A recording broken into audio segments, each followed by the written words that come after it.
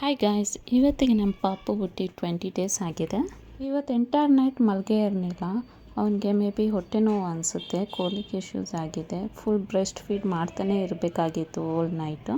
ಹಾಗಾಗಿ ಇವಾಗ ಬ್ರೇಕ್ಫಾಸ್ಟ್ ತಿಂದು ಒಂದ್ಸರಿ ಹಾಸ್ಪಿಟಲಲ್ಲಿ ತೋರಿಸ್ಕೊಂಬರೋಣ ಅಂತ ಅಂದ್ಕೊಂಡಿದ್ವಿ. ಇವತ್ತು ಬ್ರೇಕ್ಫಾಸ್ಟಲ್ಲಿ ಓಟ್ಸ್ ತಿಂದೆ. ಅದಾದಮೇಲೆ ನಾವು ಹಾಸ್ಪಿಟಲ್ಗೆ ಹೋಗಿದ್ವಿ. ಡಾಕ್ಟರ್ ಹೇಳಿದ್ರು ಇದು ಕಾಮನ್, ಇದು ಬಾಯ್ ಬೇಬೀಸಲ್ಲಿ ಕೋಲಿಕ್ ಇಶ್ಯೂಸು. ಅವ್ರಿಗೆ ಡೈಜೆಸ್ಟಿವ್ ಸಿಸ್ಟಮ್ ಅಷ್ಟೊಂದು ಇಂಪ್ರೂವ್ ಆಗಿರಲ್ಲ, ಸೊ ಹಾಗಾಗಿ ಅವ್ರಿಗೆ ಕೋಲಿಕ್ ಇಶ್ಯೂಸ್ ಆಗುತ್ತೆ ಕಂಪೇರ್ಡ್ ಟು ಗರ್ಲ್ಸ್ ಬೇಬೀಸ್ ಆದರೆ ಅವ್ರಿಗೆ ಬೇಗ ಡೈಜೆಸ್ಟಿವ್ ಸಿಸ್ಟಮ್ ಇಂಪ್ರೂವ್ ಆಗುತ್ತೆ ಮತ್ತು ಅವ್ರು ಬೇಗ ಏನೇ ತಿಂದ್ರೂ ಡೈಜೆಸ್ಟ್ ಮಾಡ್ಕೊತಾರೆ. ಇವತ್ತು ಮಸಾಜ್ ಅವ್ರು ಬಂದಿದ್ದರು. ನನಗೆ ಕೂಡ ಮಸಾಜ್ ಮಾಡಿ ಮತ್ತು ಪಾಪುಗೆ ಮಸಾಜ್ ಮಾಡಿ ಸ್ನಾನ ಮಾಡಿಸ್ತಾಯಿದ್ರು.